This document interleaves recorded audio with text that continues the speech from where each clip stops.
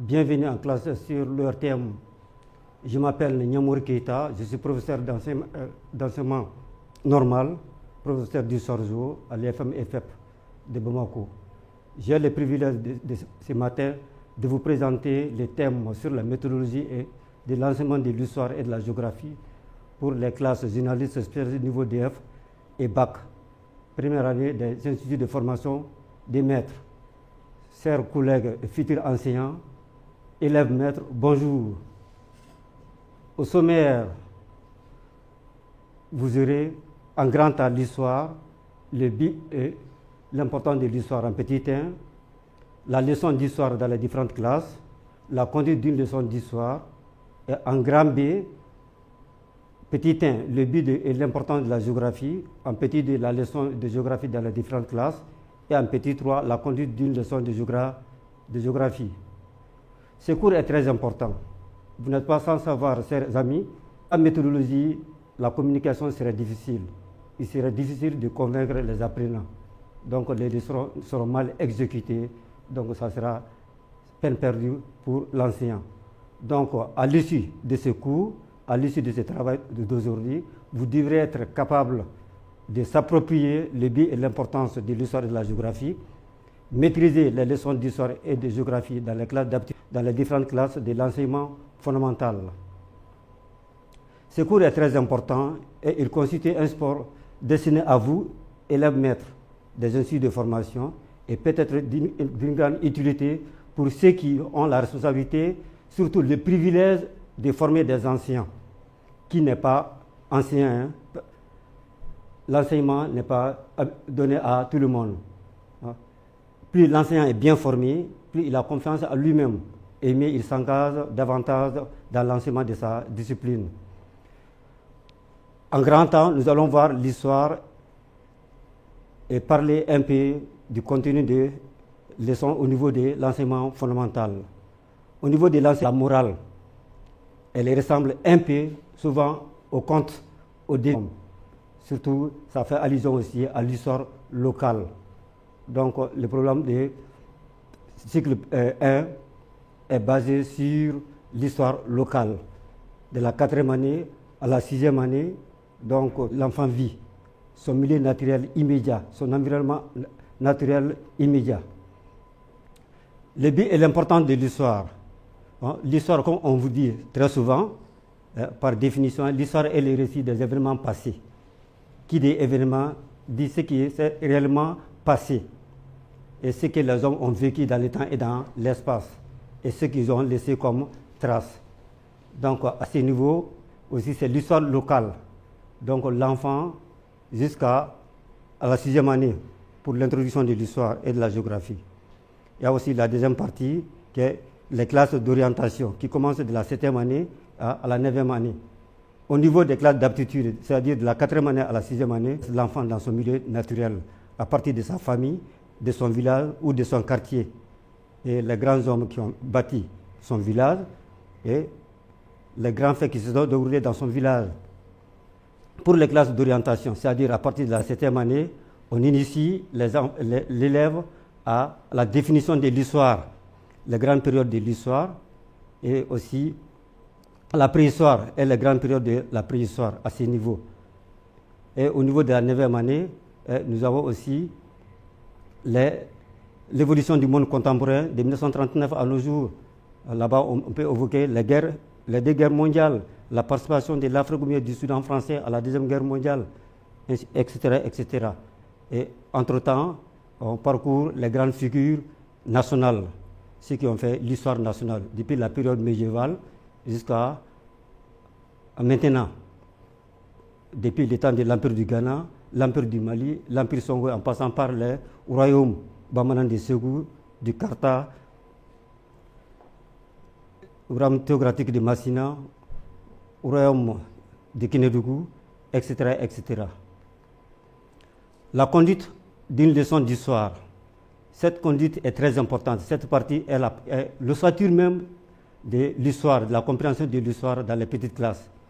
Donc, ça commence par la révision. Il ne faut jamais donner de nouvelles leçons sans passer par un rappel. Et ce rappel s'est fait sur la leçon précédente. poser quelques questions aux élèves qui vont répondre et l'enseignant va les apprécier.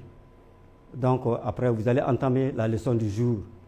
S'il s'agit de l'histoire locale, maintenant, si le document existe, partagez ces livres-là entre les élèves. Vous les regroupez en petits groupes de travail.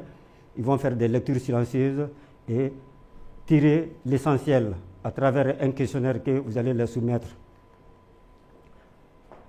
Cela passe aussi par l'organisation et l'expression des observations. Et cela veut dire, comme je vous ai dit tantôt, tout de suite là, quand les élèves finissent de relever les grandes parties, ils les regroupent en différents éléments. Donc ces différents éléments aussi sont recensés par les professeurs à travers la pertinence des questions et pour en faire une rédaction. Et cette rédaction-là est traduite en résumé que tout le monde, que tous les enfants s'approprient. En grand B, nous avons la géographie. Et la géographie, par définition, est tout ce qui concerne la Terre dans toutes ses dimensions. Dimension physique, dimension humaine et dimension économique. Ça aussi, il y a des manières de la 4e année à la 6e année, c'est la géographie locale, le milieu local de l'enfant qui est saisi. Donc l'enfant dans son milieu local étudie ce qui est élément physique, élément humain et élément économique de son milieu naturel, en passant par les reliefs, les éléments biogéographiques, l'hydrographie, la population et les activités des hommes. Aussi, à un niveau un peu élevé entre la 5e année et la 6e année, l'histoire aussi c'est un peu au niveau de la commune, l'histoire de la commune ou du cercle, donc qui est évoqué.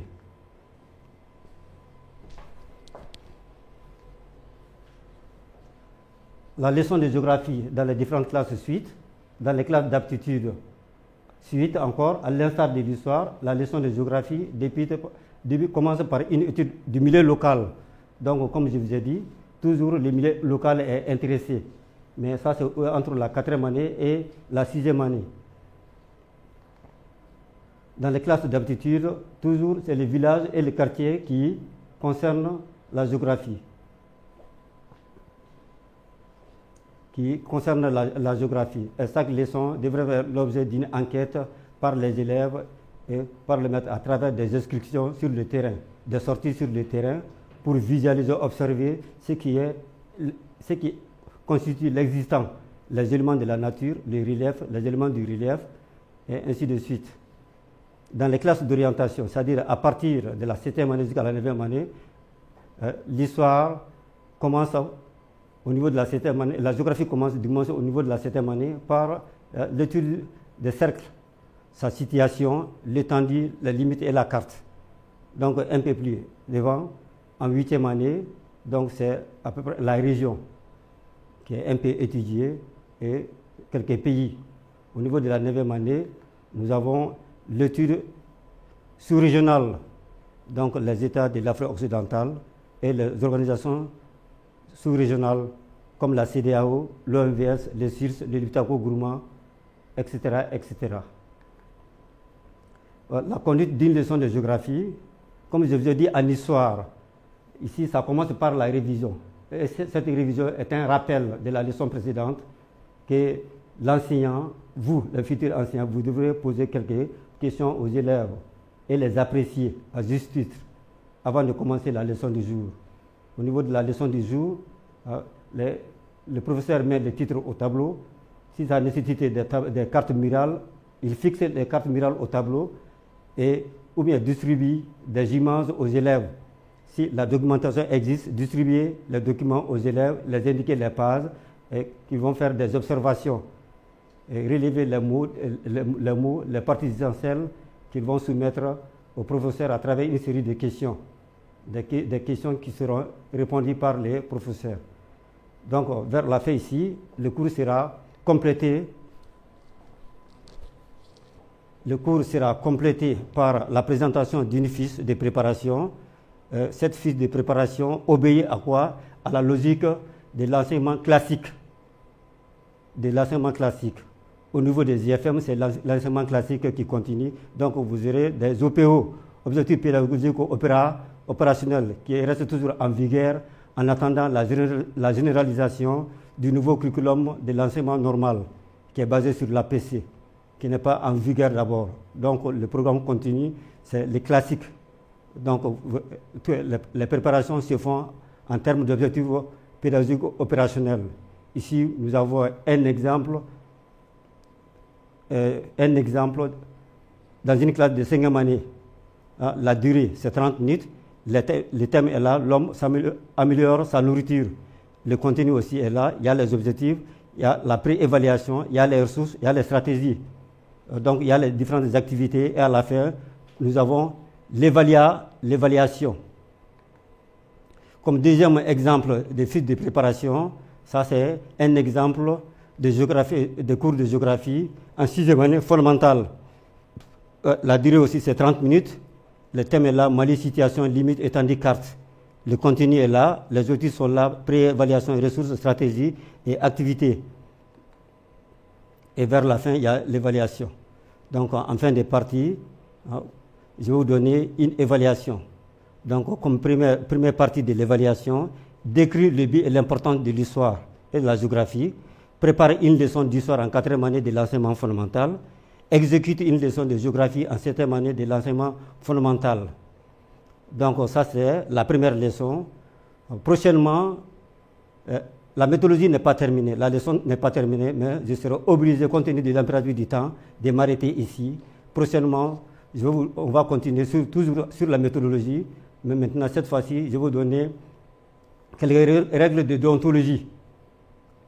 Chaque métier a des règles de déontologie et le profil du professeur d'histoire géo au niveau de l'enseignement fondamental, ou bien au niveau national, ou bien au niveau universel tout court. Après, on va parler de quelques aspects pédagogiques liés à la préparation même, à la recherche et à la préparation des leçons, et aussi à l'organisation de la classe, l'utilisation du tableau, les recherches documentaires, l'utilisation des documents généalogiques ou documents particuliers. Donc, sur ce, s'il n'y a pas de questions à me poser, je vais prendre congé de vous. Donc, merci de votre attention.